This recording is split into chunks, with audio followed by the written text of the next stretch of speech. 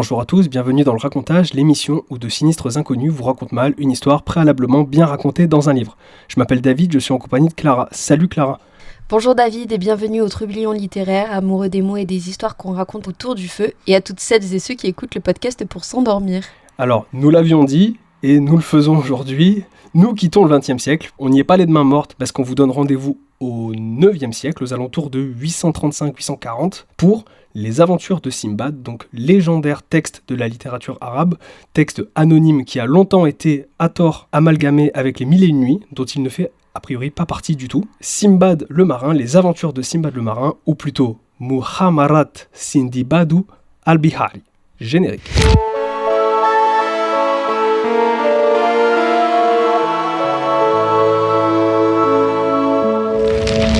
Alors oui, effectivement, les aventures de Simbad le marin, texte qui a été écrit, comme je l'ai dit, aux alentours de 840, n'est pas un texte des Mille et une nuits. En fait, il a été ajouté aux Mille et une nuits au gré des copistes tout au long de l'histoire, mais finalement, assez récemment, on note la première apparition complète de Simbad dans les Mille et une nuits dans une édition arabe en 1834, donc hyper récemment, dans l'édition de Boulak, imprimée en Égypte. Et d'ailleurs, c'était une édition imprimée sous le contrôle des autorités religieuses, allègrement allégée de certaines histoires. Voilà. Simbad le marin, c'est un récit d'aventure, une invitation au voyage, un vrai conte en 7 parties. Aujourd'hui, si on l'étudie et si on le lit, c'est parce qu'il est à la fois très cool. C'est intéressant de voir comment on composait de la fiction à cette époque-là, et il est aussi un témoignage de les us et coutumes, mais aussi de la marine marchande à cette époque-là. Il y a plein de trucs qu'on peut lire sous l'axe un petit peu géopolitique, et c'est extrêmement intéressant. Clara, qu'est-ce que tu as pensé des voyages de Simbad le marin ? Alors, j'ai été, comme beaucoup d'adolescentes, une grande fan de l'adaptation, c'est DreamWorks, je crois, qui a fait Simbad le marin. Je sais plus, moi aussi. Donc, j'avais trop kiffé. C'est vrai que la troisième aventure m'a moins plu que la première, mais j'ai trouvé que c'était quand même hyper chouette et je me suis retrouvée enfant où je me dis, en fait, j'aurais adoré qu'on me raconte ce conte-là, très opulent, on est dans l'orientalisme. À raconter, c'est très chouette. Et je pense qu'à entendre aussi. Et en fait, je suis plutôt partie sur ça. Et plus je l'ai lu, et plus je me suis aperçue qu'il y avait des points de travail qui pouvaient être juste ouf. Et que c'était un gouffre de recherche, en fait, ce bouquin. Incroyable. Clairement, on va le voir tout au long du racontage, mais effectivement, ce texte, il a été étudié, réétudié, parce qu'en fait, c'est un vrai trésor, il recèle de plein de petites choses qu'on pourrait creuser. Et pareil, moi, j'ai beaucoup aimé le texte aussi. Disons qu'en fait, très vite, on voit un pattern. D'ailleurs, on le dit tout de suite, on ne va pas traiter de l'intégralité des voyages de Simbad le marin. On va faire comme nous avions fait lors de l'épisode sur les nouvelles d'horreur. On va chacun raconter 2 histoires. Je pense qu'avec un total de 4 sur 7, on a quand même fait le tour du truc, toutes les histoires se ressemblent au final, mais c'est quand même très très inventif, très très, comme tu dis, assez fougueux, tout ça, et c'est très très cool à lire. Donc moi aussi j'ai beaucoup apprécié. Et ça c'est un point que j'aimerais aborder en fin de podcast, mais je peux juste le dire là, j'ai été étonné du personnage de Simbad. Je crois que c'est le truc qui m'a le plus étonné de ce livre, c'est le personnage de Simbad. En fait, je m'attendais à y retrouver un personnage homérique, tu vois, genre un héros épique. Et finalement, Simbad n'est pas vraiment un héros épique. C'est un marchand, c'est quelqu'un d'extrêmement intelligent, de très débrouillard, mais c'est pas Ulysse non plus. Donc en fait, c'est un amalgame qu'on peut très vite faire dans notre tête, parce que évidemment, récit épique sur la mer, tout ça, on pense tout de suite à l'Odyssée, et je pense que les auteuristes qui ont écrit Simbad le marin, on sait pas qui c'est, mais ont lu l'Odyssée, mais pourtant, Simbad n'est pas du tout Ulysse, et je trouve que c'est un point important. Avant de commencer, abonnez-vous, parlez du podcast autour de vous si ça vous plaît, et puis voilà, on va commencer. Alors Clara, je te laisse le micro, et puis je te laisse nous raconter la première aventure de Simbad le marin. Sous le règne d'Haroun al-Rachid, dans la fastueuse cité de Bagdad, vit un humble porteur nommé Inbad. Accablé par une chaleur écrasante et ployant sous le poids d'un fardeau trop lourd, il s'arrête un instant dans une rue pour reprendre haleine. Là, devant une demeure d'une rare élégance, il trouve refuge à l'ombre et s'assied. L'atmosphère semble presque irréelle. La rue est aspergée d'eau de rose, tandis qu'un vent léger diffuse les senteurs précieuses du bois d'aloe et d'autres parfums exquis. Par les fenêtres entr'ouvertes s'échappent des accords d'instruments mêlés aux chants délicats des rossignols. Ébloui par la somptuosité des livrées des domestiques, Inbad, intrigué, s'approche de l'un d'eux et lui demande l'identité du maître des lieux. Le serviteur, surpris d'une telle ignorance, répond qu'il s'agit de Simbad le marin, dont les aventures et l'immense richesse sont connues de tous. Hindbad sent naître en lui une amertume profonde. Il s'abandonne à la peine. Pourquoi un tel écart entre leurs destins ? Alors qu'il murmure ses doléances, un domestique s'approche et lui annonce que le maître de la maison souhaite le rencontrer. La nuit commence à tomber et Hindbad, saisi d'inquiétude, redoute d'être appelé pour être châtié de ses paroles irrévérencieuses. Mais le serviteur le rassure, Hindbad ne nourrit aucune colère, il désire simplement s'entretenir avec lui. Introduit dans une salle d'une splendeur remarquable, Hindbad découvre une assemblée réunie autour de mets raffinés. À la place d'honneur siège un homme à la prestance grave dont la longue barbe blanche inspire sagesse et autorité. Hindbad le marin lui-même l'accueille avec bienveillance, le fait asseoir à sa droite, lui sert ses plats délicats et lui verse à boire. Lorsque le repas prend fin, Hindbad s'adresse au porteur avec douceur. Il lui demande son nom, sa condition et évoque les plaintes qu'il a entendues plus tôt. Gêné, Hindbad tente de s'excuser, balbutiant quelques mots confus. Mais Hindbad l'interrompt avec indulgence. Il ne lui en tient nullement rigueur. Mieux encore, il comprend son amertume. S'il l'a fait venir, explique-t-il, c'est pour dissiper une illusion. La richesse dont il jouit n'est pas le fruit du hasard, mais le résultat de longues épreuves, de souffrances et d'aventures, un récit qu'il se propose désormais de lui conter.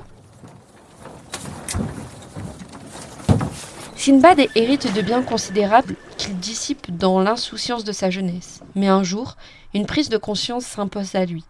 Les richesses sont périssables et nul patrimoine ne résiste à la prodigalité irréfléchie. Il retrouve alors le sens de la mesure, rassemble les vestiges de sa fortune et s'associe à des marchands habitués au commerce maritime. Avec eux, il se rend à Balsora, d'où il embarque en direction des Indes orientales. Au fil des escales, les marchands vendent, troquent et accumulent de nouvelles richesses. Un jour, alors que le navire vogue en pleine mer, ils aperçoivent une île basse couverte d'une végétation luxuriante. Attirés par cette vision, plusieurs d'entre eux, dont Hindbad, débarquent. Ils s'y restaurent, boivent et, se croyant en sécurité, s'abandonnent au repos après les fatigues du voyage. Mais soudain, le sol se met à trembler sous leurs pieds. L'équipage resté à bord assiste à la scène avec effroi et exhorte les hommes à regagner le navire au plus vite. Ce qu'ils ont pris pour une île n'est autre que le dos d'une baleine gigantesque. Certains se jettent à la mer, d'autres tentent de rejoindre l'embarcation. Hindbad, lui, n'a le temps de rien. Le capitaine, contraint de sauver les survivants, met les voiles. Ballotté par les vagues, sans espoir apparent, Hindbad est finalement rejeté sur le rivage d'une île où il s'effondre à demi-mort. Lorsque le jour reparaît, il rassemble ses forces, part en quête de nourriture et découvre des baies ainsi qu'une source d'eau pure. En explorant davantage, il aperçoit un cheval dans une prairie et entend des voix provenant du sol. Bientôt, un homme surgit et le conduit dans une grotte où se tiennent d'autres individus. Ceux-ci le nourrissent et lui révèlent leurs fonctions. Leur présence en ce lieu répond à une coutume singulière. Chaque année, ils attachent une jument dans la clairière afin d'attirer un cheval marin, créature surgissant des flots, venue la féconder. Les poulains issus de cette union sont ensuite offerts au roi. À peine cette explication est-elle donnée qu'un cheval émerge de la mer, s'approche de la jument et accomplit ce que la tradition annonce. Mais comme à l'accoutumée, l'animal tente ensuite de la dévorer. Les palefreniers interviennent aussitôt pour l'en empêcher, et la créature retourne aux profondeurs marines. Le lendemain, la troupe reprend la route vers la capitale. Hindbad est présenté au roi, qui l'accueille avec générosité et hospitalité. Introduit à la vie de cour, il échange avec le souverain et ses hommes.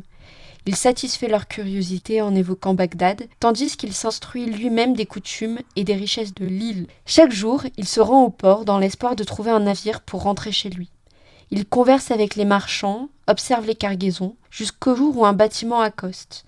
Hindbad reconnaît aussitôt le capitaine, mais celui-ci ne le reconnaît pas et affirme avoir vu périr le marin. Hindbad entreprend alors de raconter son aventure. Peu à peu, certains membres de l'équipage le reconnaissent, dissipant tout doute sur son identité. Désireux de remercier le roi pour son accueil, Hindbad récupère parmi les marchandises restées à bord, que le capitaine s'apprêtait à vendre en l'absence supposée de leur propriétaire, les biens les plus précieux qu'il offre au souverain. Celui-ci, touché par ce geste, lui témoigne sa gratitude. Avant de reprendre la mer, Hindbad acquiert diverses denrées précieuses, bois odorants, camphre, muscade, clous de girofle, poivre, gingembre et autres épices.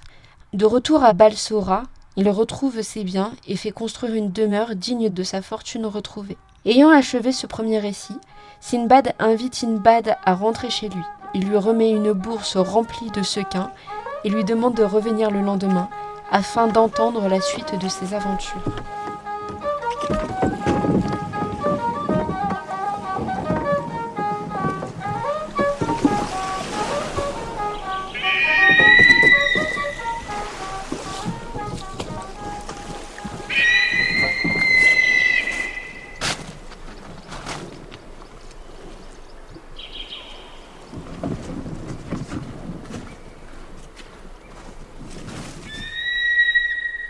Sur cette première histoire, moi je trouve qu'il y a 2 points sur lesquels j'aimerais revenir. Déjà, il y a l'intro où Hindbad rencontre Sinbad. Alors moi, dans ma version, il s'appelle pas Hindbad, il s'appelle Sinbad le portefeuille. Ouais. Ou alors Sinbad le galérien, on pourrait l'appeler en tout cas. Et je trouve méga intéressant ce truc un peu de Sinbad qui lui dit viens et je vais te raconter l'histoire. Viens, je vais te raconter l'histoire. Au même titre que dans Les Mille et Une Nuits, Scheherazade raconte les histoires. Je trouve qu'en fait tout ça, ça prouve de cette tradition un petit peu de l'oralité. Et déjà de cet héritage de l'oralité, tu vois, une histoire, ça se raconte. Ouais. Et nous, pareil, autour de micro, tu vois, on est héritiers de ça aussi, entre guillemets, tu vois. Et en fait, la littérature, enfin l'objet, le livre, l'objet filmique, tout ça, ce ne sont que d'autres vaisseaux que pour raconter une histoire. Mais à la base, c'est de la transmission orale. Et j'ai trouvé ça intéressant. Cette mise en bouche, entre guillemets, entre ces 2 Sinbad qui se rencontrent. Et après, l'autre truc que je trouve intéressant, et alors ça c'est dans l'histoire que tu as raconté, donc le premier voyage de Sinbad, c'est une note que faisait du coup le traducteur de ma version. Alors là je le dis juste maintenant, mais on a lu 2 traductions différentes, ce qui est aussi intéressant pour analyse. Moi c'était la traduction de René Rawam, c'est une des dernières traductions, si ce n'est là je crois, elle date du XXe siècle. René Rawam c'est un franco-syrien qui a beaucoup traduit de textes de la littérature arabe, dont l'une des dernières traductions du Coran dans son intégralité. Pour lui, Sinbad montre que le marchand, à cette époque-là, la notion de marchand, c'est ce qu'il appelle l'expérimentateur de l'ailleurs. C'est quelqu'un qui va partir faire du commerce, mais qui va aussi se confronter à plein de cultures qu'il ne connaît pas, et en fait, il va être un puits de science, au final.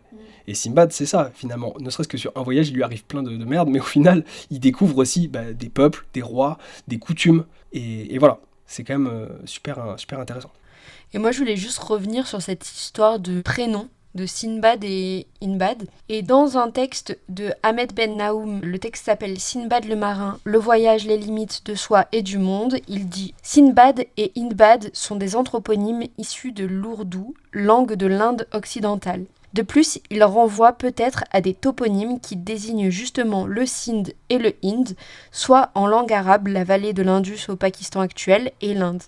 Le suffixe abad renvoie au territoire. » Et en fait, ce qui est très intéressant, c'est que ma traduction vient de l'orientalisme, enfin, elle est composée sous le prisme de l'orientalisme, et l'Inde et le monde arabe sont un peu mêlés, et du coup, le fait d'avoir Inde, Abad, ça ouvre aussi le récit à ces autres mondes. Bien sûr. Oui, parce que l'orientalisme... Avec ce même imaginaire... Ouais, ce même prisme, c'est ça, parce que l'orientalisme, ça va du Proche-Orient à l'Extrême-Orient. Ouais, ça couvre ça, et les traductions qui datent, tu vois, là c'est Antoine Galland, et du coup c'est les traductions du 18e. Donc dès le 18e, il y a cette mode de, en fait, traiter l'Orient comme juste la moitié du monde, en fait. C'est ça. Et c'est vraiment traité d'un Orient qui est exotique, et qui est aussi, quelque part, uni dans sa description. Ouais, clairement. Et dernier point intéressant aussi, 30 ans sur la première histoire. Non mais c'est vrai, mais dernier point intéressant, c'est qu'à la fin, quand les poteaux ils reviennent chercher Sinbad, enfin l'équipage de départ, ils ont gardé ses affaires. Et ça, j'ai lu un truc dessus aussi. En fait, à l'époque, si quelqu'un se perdait en mer ou se perdait en voyage, les marchands gardaient les affaires du matelot à bord pour le rétribuer aux familles du défunt ou du disparu au retour. Okay. Donc il y avait aussi ce respect au sein même du bateau, tu vois, c'est en mode, comme dirait Joel, tout pour la Honda, quoi. Genre vraiment, on va pas faire n'importe quoi, c'est ses affaires, on les ramène à la famille, et ça c'est intéressant, et ça fait partie des témoignages un petit peu, entre guillemets, historiques, entre guillemets, géopolitiques qu'on peut avoir dans un texte de fiction, comme celui qu'on est en train de lire. Ah mais complètement. C'est trop cool. Alors, Hindbad revient voir Sinbad donc le lendemain. Sinbad lui dit « Assieds-toi, je vais te raconter mon deuxième voyage. » En gros, Sinbad, après avoir kiffé la life, tout ça, il décide de repartir en voyage. Donc, nouveau bateau, new life. Ils voguent tous d'île en île, de port en port, et font du commerce. Et un jour, ils croisent une île magnifique. Jusque-là, on est sur la même template que ton histoire. Ils accostent, ils cueillent des fruits, des fleurs. De son côté, Sinbad part faire une sieste. Et au réveil, le navire est parti sans lui. Donc, désespéré, il est en mode oh non, il est seul, l'île est vide. Et bon, il finit par grimper à un arbre et il repère une tache de couleur blanche au loin. Il s'y rend et il découvre en fait une immense coupole blanche. Il fait le tour, les parois sont lisses, et puis soudain, au-dessus de lui, il y a un immense oiseau qui arrive comme ça, bam, et il se pose sur l'œuf. C'était un œuf géant. Simbad se souvient de la légende de Roc, R-O-H-K. Alors, petit point trivia, du coup, Roc, c'est un oiseau qu'on verra beaucoup dans les légendes arabes. En perse, il s'appellera aussi le simurgh. Et il faut savoir aussi que c'est cet oiseau-là qui a donné son nom au coup, aux échecs, le roc. On déplace le roi et la tour. Parce qu'à la base, c'est devenu la tour. En fait. Alors je sais pas, d'un point de vue historique, comment un oiseau géant est devenu une tour sur un jeu. Mais voilà, donc faut savoir que les échecs, c'est un jeu de plateau qui a été introduit par les Arabes en Occident au Xe siècle, je crois, c'est ça. Et du coup, voilà, le move, le roc, ça vient de l'oiseau roc. Bon, bref. L'oiseau se pose sur l'œuf et Simbad décide de dénouer son turban et de s'accrocher à l'une des griffes de l'oiseau afin de s'envoler. En disant, lui, il va m'amener ailleurs. Les deux s'envolent. Il vole, et puis Simbad, il décide de couper le nœud à l'approche d'une ville qui va au loin. Échec, il se renvole, et puis l'oiseau se pose sur une corniche. Simbad arrive à se détacher, l'oiseau repart, et Simbad est de nouveau keblo en haut d'une falaise. Il regarde autour de lui, et il découvre une immense vallée de diamants. Mais pas que, je cite. Mais je dus constater aussi que la vallée en question était le repère de serpents monstrueux, dont certains avaient la longueur d'un tronc de palmier, et un embonpoint digne de rivaliser avec celui d'un éléphant. Entre parenthèses, la galère, quoi. Vraiment la galère. Alors Simbad, il passe la journée à se demander quoi faire, tout ça. La nuit tombe, Simbad se réfugie dans une grotte. Les serpents sont sortis dehors, il les regarde toute la nuit protégés dans sa grotte. Je trouve qu'il y a un truc déjà un peu Lovecraftien, tu sais, cette plaine avec des serpents géants. Enfin, je veux dire, c'est assez cool quand même, je trouve, comme le bestiaire, entre guillemets, quoi. Et alors le lendemain, Simbad, il descend dans la vallée, et puis il y a un quartier de viande qui tombe à ses pieds, comme ça. Et en fait, il se souvient que c'est une technique dont il a entendu parler, où en fait, les chercheurs de diamants jettent de la viande pour que les oiseaux viennent manger et prennent avec eux des diamants dans leurs griffes. Et après, eux, ils vont récupérer les diamants dans les nids des oiseaux. Du coup, Simbad, qu'est-ce qu'il fait ? Il s'attache à un bout de viande et il attend qu'un oiseau, un grand oiseau du moins, le prenne et le dépose en haut d'une montagne. Here we go again, il est paumé en haut de la montagne, mais finalement des marchands approchent et Simbad va dire les gars, venez m'aider, venez me sauver, et d'ailleurs j'ai plein de diamants avec moi.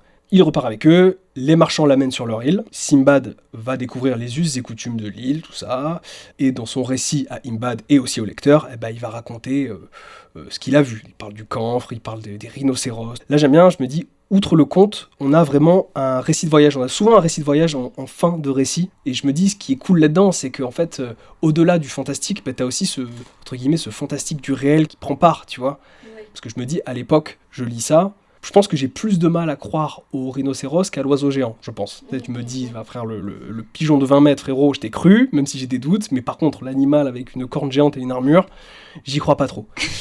Mais je trouve que c'est cool, tu vois, cette frontière un peu fine entre le merveilleux et le réel, tu vois. Voilà, je cite ce passage d'ailleurs.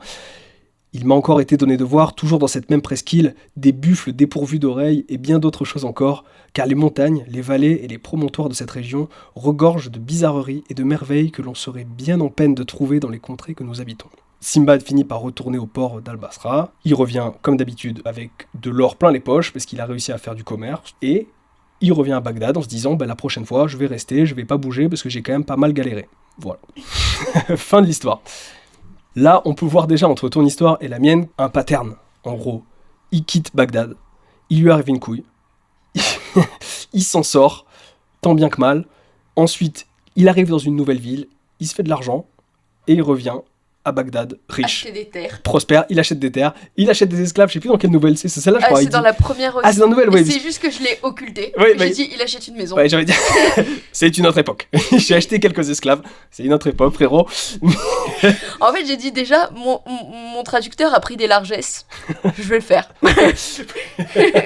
Voilà, hein, chacun ses choix. C'est vrai. Parce que voilà, moi j'ai remarqué qu'il rachète des esclaves aussi, MDR. Bon voilà. On va pas stigmatiser Simbad, c'est une autre époque. Bon.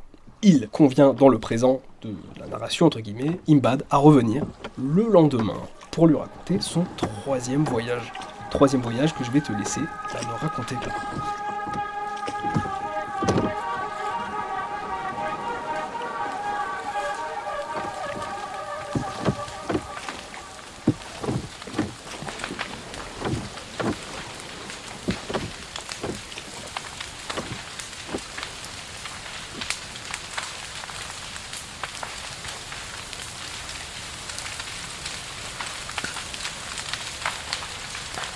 Saisi par une forme d'ennui, lassé d'une existence devenue trop paisible, Sinbad oublie peu à peu les périls de ses aventures passées. Il n'apprend pas de ses erreurs. Ah ouais. Cédant à l'appel du large, il décide de quitter Bagdad, emportant avec lui de riches marchandises. Il s'embarque aux côtés d'un autre marchand et au fil du voyage réalise d'importantes affaires. Hashtag comme les histoires précédentes. Mais bientôt, une tempête violente contraint le navire à accoster sur une île inconnue, peuplée d'êtres étranges, de petite taille, au corps couvert de poils. Le capitaine, lucide et inquiet, avertit son équipage. Bien que ces créatures paraissent insignifiantes, leur nombre les rend redoutables. À peine ces mots sont-ils prononcés qu'une nuée de ces êtres se jette à la mer, encercle le navire, grimpe avec agilité le long des cordages et force l'équipage à débarquer. Conduits à travers l'île, les marchands sont menés jusqu'à un vaste édifice, un palais imposant dont la lourde porte d'ébène annonce déjà la gravité du lieu. Dans la cour, un spectacle glaçant s'offre à eux. D'un côté, un amas d'ossements humains, de l'autre, des broches destinées à rôtir des chairs. La terreur s'empare de tous. À la tombée de la nuit, alors que les captifs prostrés attendent dans une angoisse muette, une porte s'ouvre. Apparaît alors une créature monstrueuse, d'une taille gigantesque, haute comme un palmier, dotée d'un unique œil ardent au milieu du front. Sa bouche béante laisse apparaître des dents longues et acérées. Sa lèvre inférieure tombe jusqu'à sa poitrine. Ses oreilles, larges comme celles d'un éléphant, couvrent ses épaules. Ses mains se terminent en griffes redoutables. À sa vue, l'équipage perd connaissance, terrassé par l'effroi. Ah ouais, tu m'étonnes. Lorsque les hommes reprennent leurs esprits, le géant les examine un à un, saisissant chacun d'eux pour juger de sa corpulence. Il écarte Sinbad, qu'il juge trop maigre, mais choisit le capitaine, le plus robuste. Il l'empale, le rôtit puis le dévore. Rassasié, il s'endort dans un profond sommeil, ponctué de ronflements terrifiants. Sympa la nuit après. Les survivants comprennent que leur salut ne peut venir que de la mort du monstre. Pourtant, malgré leurs discussions, ils peinent à arrêter un plan. Les nuits suivantes répètent l'horreur. Chaque soir, un compagnon est sacrifié, rôti et dévoré. Enfin, une décision s'impose. Profitant du sommeil du géant, 9 hommes saisissent une broche, en chauffent la pointe dans le feu, et dans un geste désespéré mais concerté, la lui enfoncent dans l'œil. Le cri de douleur du monstre retentit avec une violence inouïe. Tandis qu'il se débat, aveuglé et furieux, les survivants s'enfuient vers le rivage où ils ont préparé des radeaux. À l'aube, alors qu'ils prennent la mer, le géant reparaît, accompagné d'autres créatures semblables. Du rivage, il lance d'énormes pierres sur les embarcations. La plupart des radeaux sont détruits. Sinbad, embarqué sur le radeau le plus avancé, échappe miraculeusement au massacre. Ils ne sont plus que 3. Durant 2 jours, les survivants dérivent au gré des vents et des vagues, jusqu'à ce qu'ils atteignent une nouvelle île. Épuisés, ils s'endorment sur le rivage. Mais leur répit est de courte durée. Un serpent gigantesque surgit et engloutit l'un d'eux. Terrifiés, les 2 rescapés fuient, et le lendemain, décident de passer la nuit dans un arbre. Pourtant, le serpent parvient à grimper et dévore le second compagnon, laissant Sinbad seul face à l'horreur. Donc il faut savoir que quand ils sont montés sur l'arbre, Sinbad était juste une branche au-dessus du dernier compagnon, quoi. Enfin, il fait pas bon vivre quand Sinbad est dans le... Pas du tout. Mais on notera, je vais juste point sur ça, c'est que pareil, là, à ce moment-là, il ne tend pas la main non plus à son collègue. Je veux dire, Ah non, Sinbad survit. Ah mais oui. On reviendra sur ce point après, mais c'est vrai qu'il n'y a aucun moment où il va tendre la main à un collègue. Il survit. Sinbad, c'est le survivant. Voilà. Ah mais c'est le survivant, et même, là je l'ai pas dit, mais il décide de se mettre d'accord avec tout l'équipage pour créer des radeaux et tuer le monstre le 3e jour, en sachant que le géant les mange la nuit, et donc ils seront tous là en mode, bah on sait qu'il y en a un qui va se faire manger, on est tous ok à ça, et on est tous prêts au sacrifice. Bah oui, c'est clair. Et ils s'en foutent. Non, mais... Et Sinbad s'en fout. Et Sinbad s'en fout. En plus, il s'est pas fait manger le premier jour, donc il est un peu safe, lui, entre guillemets. C'est le survivant ultime. Désormais isolé, accablé de peur et de désespoir, Sinbad s'en remet à Dieu. Il construit un abri de branchages, espérant se protéger du monstre. Mais la solitude et l'épouvante l'accablent tant qu'il en vient à préférer la mort. Et donc là, il se réveille le matin, il est terrifié, et il se dit « je vais mourir ». C'est alors qu'un retournement inattendu survient. Il aperçoit un navire à l'horizon. Il est repéré par l'équipage, secouru et hissé à bord. Là, il raconte son aventure. le capitaine, ignorant encore son identité, lui confie des marchandises ayant appartenu à un marchand disparu en mer. Et là, c'est vraiment l'Ouroboros. Enfin, la boucle est bouclée, mais Ouroboros, c'est bien parce qu'on a 2 fois des serpents. Au moment d'enregistrer ses bagages, c'est-à-dire que les bagages changent de nom de l'ancien propriétaire au nouveau, Sinbad reconnaît dans la figure du capitaine celui qui l'avait autrefois abandonné. En fait, c'est le capitaine de l'histoire précédente, c'est pour ça que je dis que la boucle est bouclée. La reconnaissance est réciproque, les retrouvailles donnent lieu à des excuses et à des embrassades. Enfin, le capitaine dit qu'il est désolé, qu'il a remarqué que 4 heures après que le vent soufflait dans les voiles et donc qu'il n'a pas pu venir le secourir. Le voyage se poursuit d'île en île, Sinbad se procure des épices et, encore une fois, enrichi par ces échanges, finit par regagner Bagdad.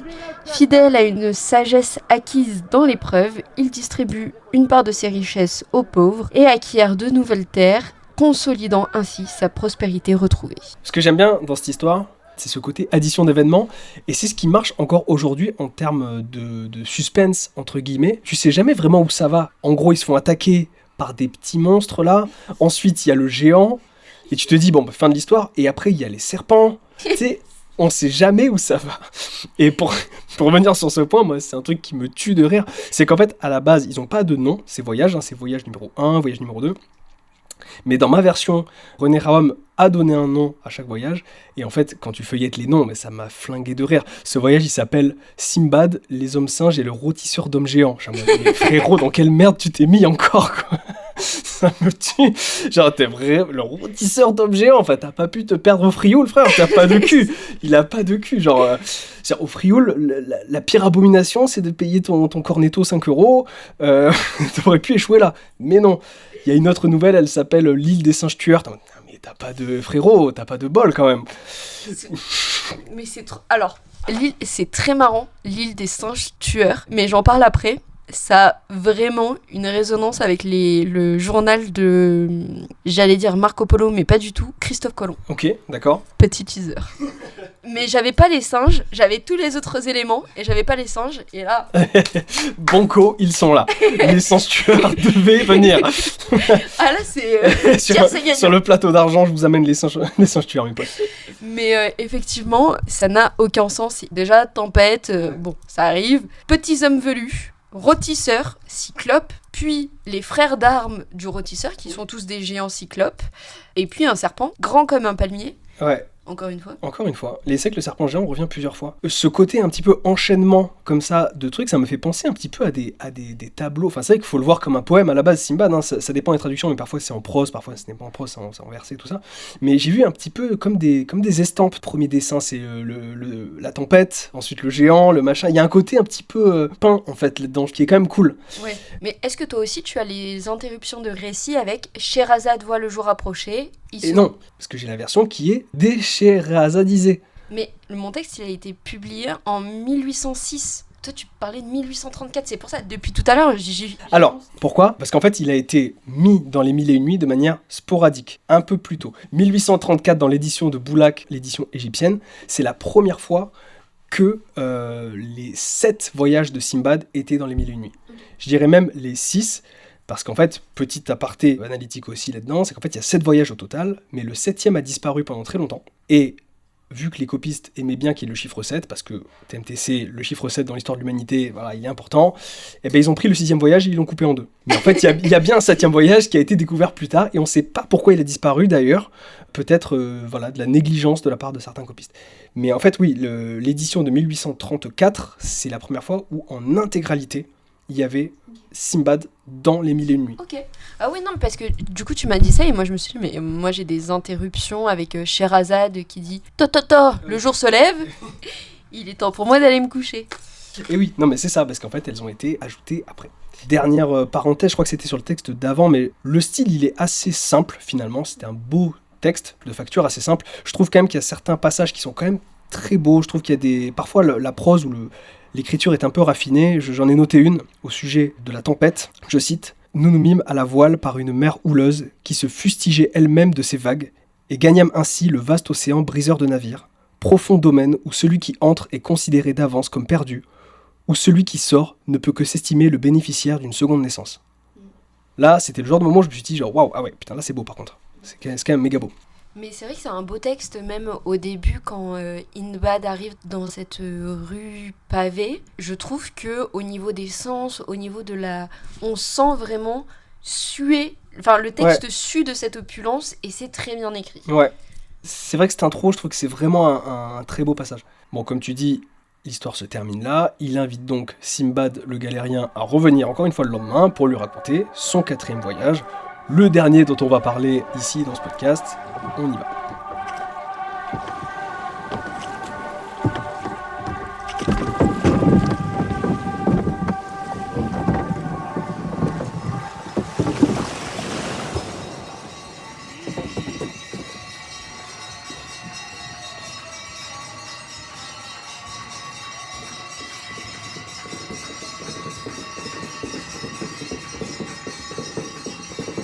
Alors le 4e voyage, il est intéressant, parce que c'est vraiment le plus violent.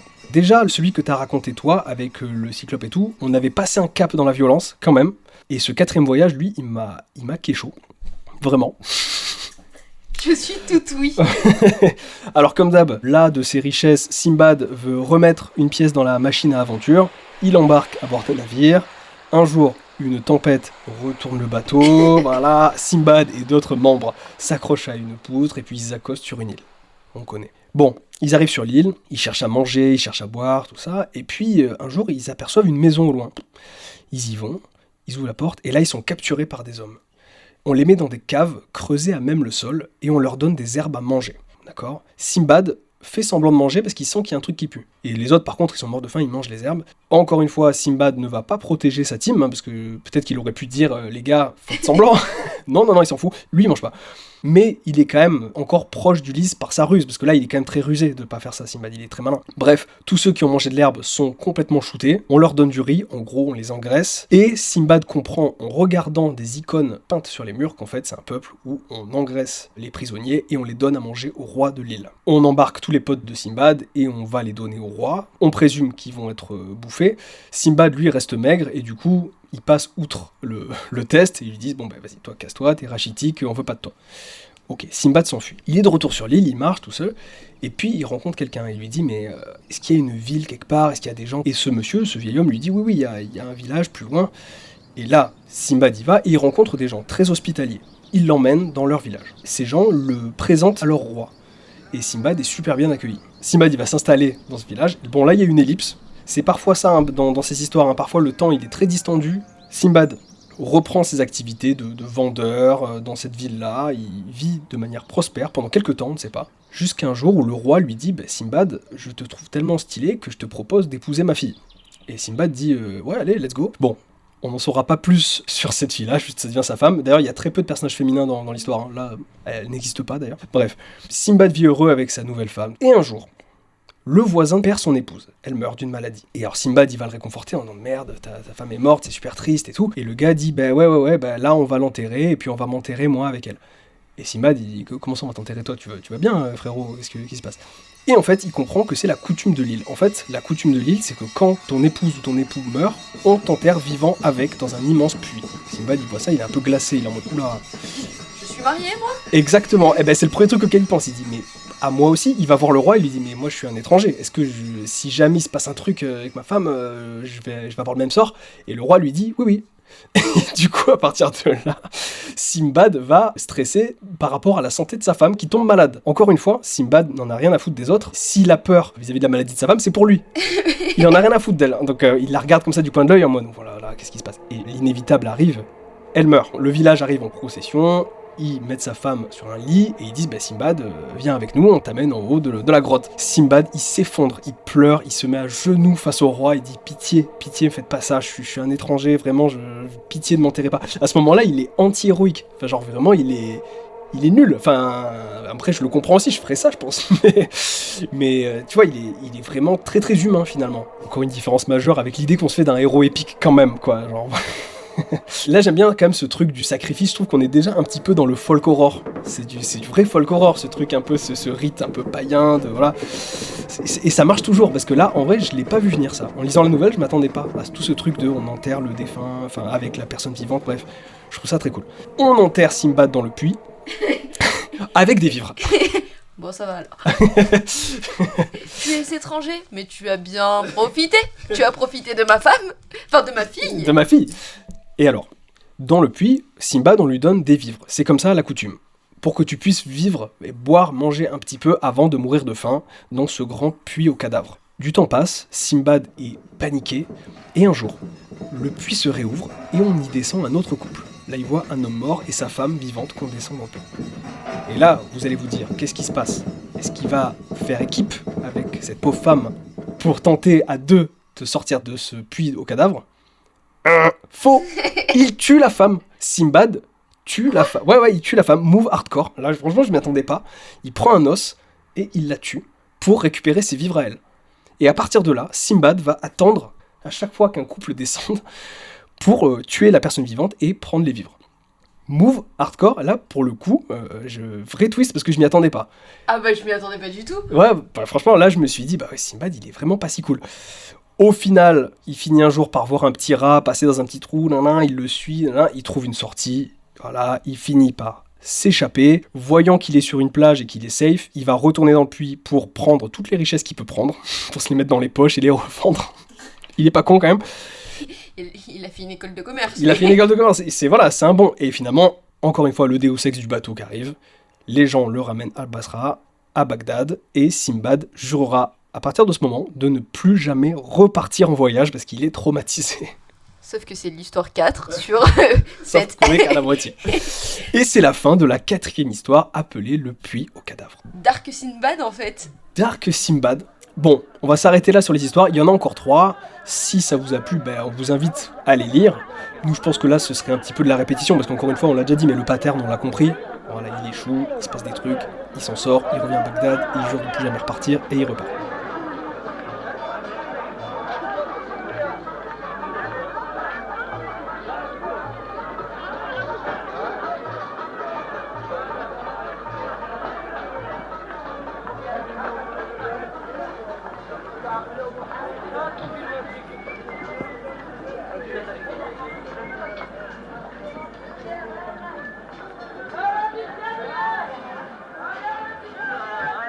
Et moi, le premier point sur lequel je voudrais revenir, c'est le point dont je parle depuis tout à l'heure, mais c'est le côté humain de Simbad, qui est quand même vachement étonnant, et surtout au regard de cette dernière histoire, où en fait, il va pas hésiter à abandonner ses potes, à tuer des gens pour survivre.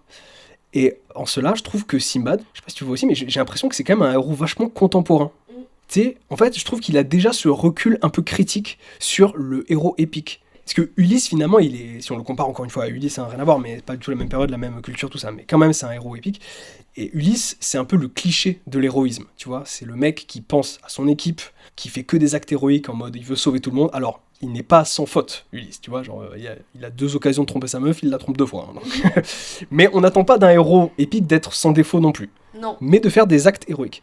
Simbad n'en fait absolument aucun, et c'est même pire. Il fait tout pour survivre. Mais en cela, moi, j'y vois un personnage profondément humain et contemporain. Oui. Parce que je me dis, il ressemble déjà plus au commun des mortels, en fait. Tu vois, je me dis, il y a peut-être un écart, une distance un petit peu méta que je trouve assez folle pour un texte aussi vieux. On dirait que les auteurs avaient déjà digéré la notion de héros et voulaient en faire un plus moderne, entre guillemets. Tu vois, je trouve ça assez fou. Ouais, mais je vois.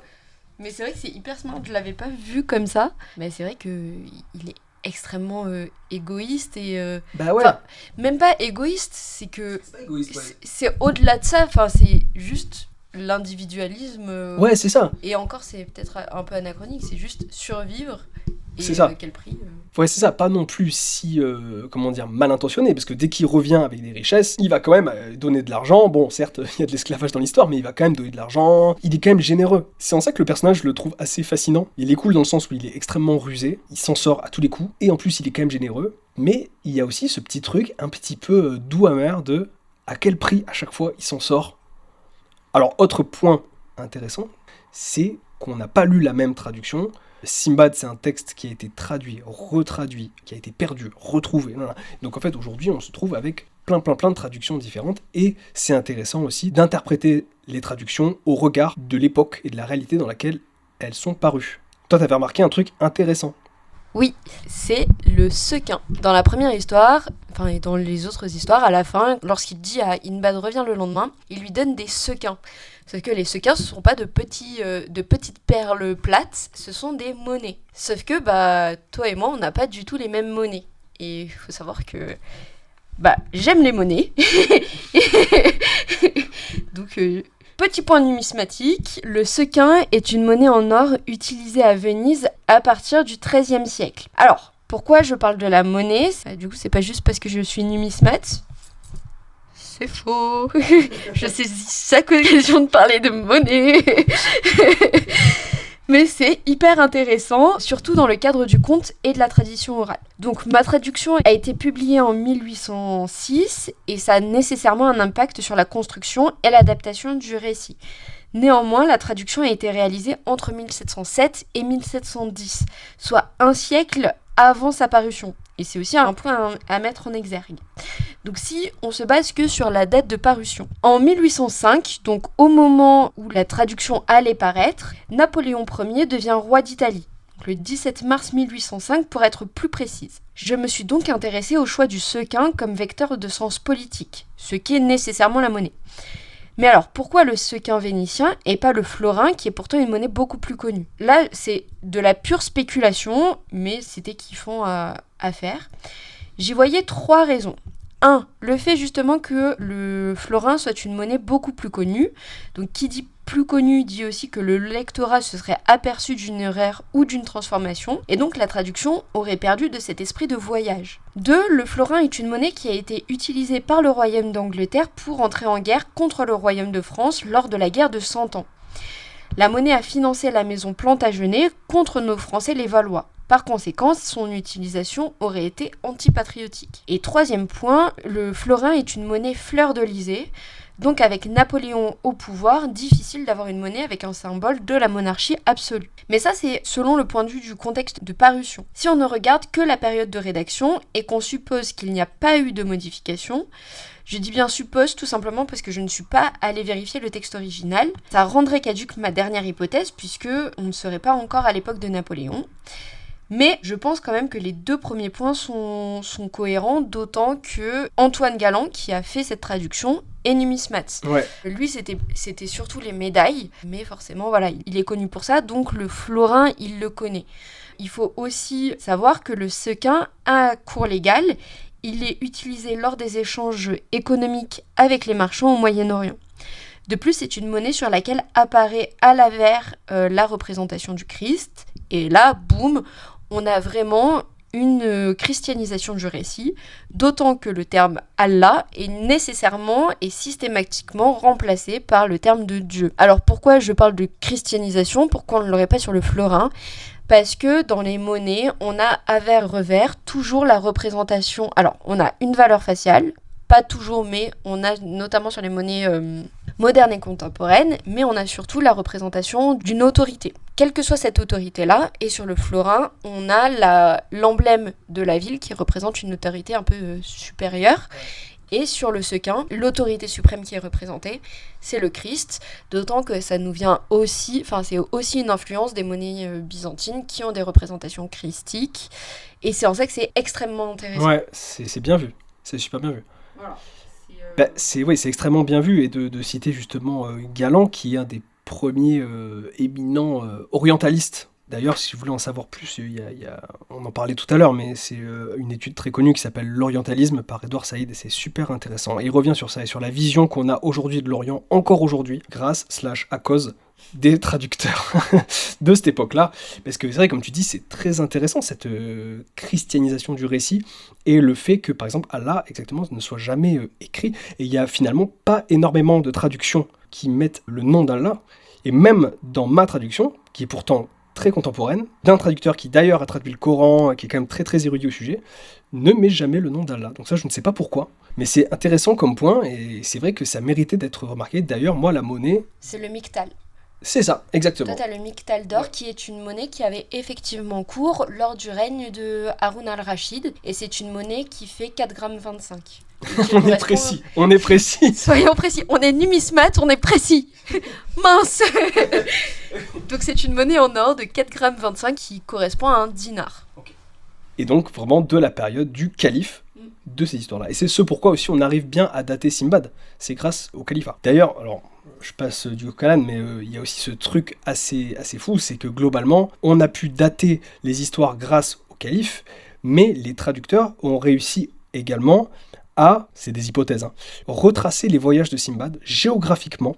Ça, je me dis, on est des fous les êtres humains à se creuser la tête à ce point sur des textes. Franchement, t'as un texte il y a juste un mec qui affronte un rôtisseur d'hommes géants et les mecs ils vont se casser le crâne dessus à se dire, il est allé où Simbad? Eh bah, je sais où il est allé et ça vient de faire tilt. Enfin, ça vient de faire tilt, non.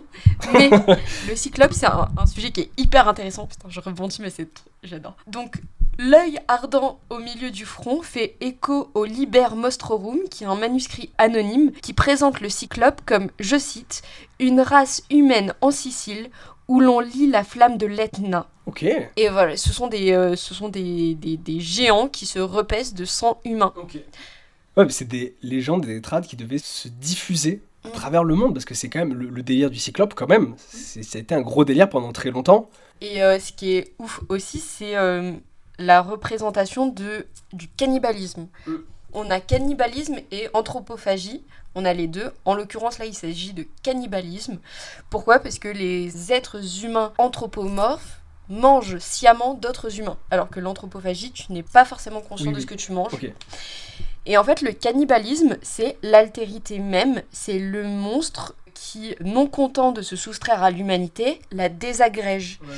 Et Christophe Colomb, lorsqu'il amarre à Cuba, il pense y rencontrer des cyclopes et des êtres au museau canin, mais en même temps, ça fait écho aux singes aussi. Ça ressemble aux singes, c'est pour ça que j'ai rebondi, qui dévoreraient la chair humaine. Ok, d'accord. Voilà. Et c'est du moins ce qu'on peut lire dans son journal de bord. D'accord. Voilà. Il arrive à Cuba, il dit « Je vais rencontrer des géants, des cyclopes et des trucs du singe qui mangent des hommes. » Mais lui-même, du coup, nourrit d'histoires, de légendes et de traditions aussi orales qu'on s'est transmis, quoi. Ah, c'est fascinant. Moi, je voulais parler, du coup, on parle beaucoup d'orientalisme, et il faut savoir qu'à cette période, on a Montesquieu qui publie son roman épistolaire qui s'appelle Lettres persanes. Le lien entre la traduction de Antoine Galland et de Montesquieu est assez ténu, mais on est quand même dans le même contexte d'écriture, avec la volonté de décrire un voyage et un clivage aussi entre l'Orient et l'Occident, même si le clivage chez Galland, il apparaît au vu de sa description de l'Orient. Donc, le côté clivant ne vient pas du fait qu'on est l'Orient versus l'Occident, mais que l'Orient qu'il décrit est tellement chez nous étranger qu'il en est clivant et qu'il nous conforte, nous, dans notre position occidentale. Ok. Et il faut savoir, donc, dans le récit de Montesquieu, c'est un Persan qui vient en France et qui compare ses coutumes avec les nôtres. Et en fait, c'est une satire de notre monde. Pour les orientalistes, Montesquieu a très peu été influencé par le texte de Galland. Ok, d'accord. Voilà, c'est assez étonnant. Notamment, moi, j'ai vu Lettres persanes, je me suis dit, texte écrit en persan, lettres persanes, orientalisme. Et non, en fait. D'accord, waouh, ok. Voilà, j'ai trouvé ça vachement cool. Bah ouais, très pertinent. On vous invite à lire les 3 autres histoires de Simbad qui sont finalement faciles à trouver. En plus, vous en aurez pour votre argent, bon après ça coûte rien, votre temps, parce que c'est les histoires les plus longues qui restent. On vous a fait les plus courtes. Et c'est quand même très cool. Moi, ça m'a fait plaisir de me plonger dans ce texte-là. C'est un texte, vraiment, il y a plein de choses. Je pense que si on tire chaque élément, on peut apprendre plein de choses. Tu vois, par exemple, la représentation du monstre, qui est la même dans tous les récits. Mais on pourrait aussi voir, tu vois, le fait que Sinbad, ce soit le voyageur, entre guillemets, ultime, qu'on a enlevé au voyage pour en faire quelque chose d'autre.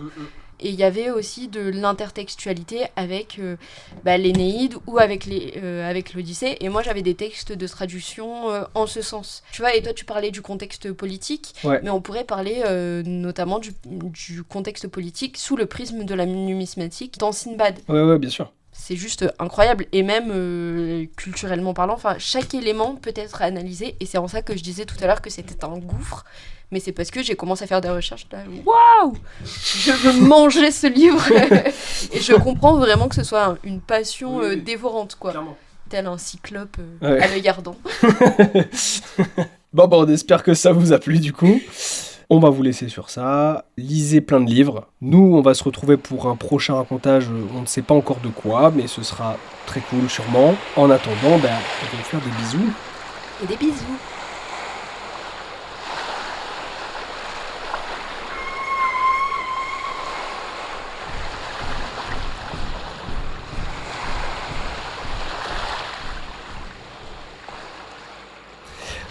Le chat va manger tous mes trucs.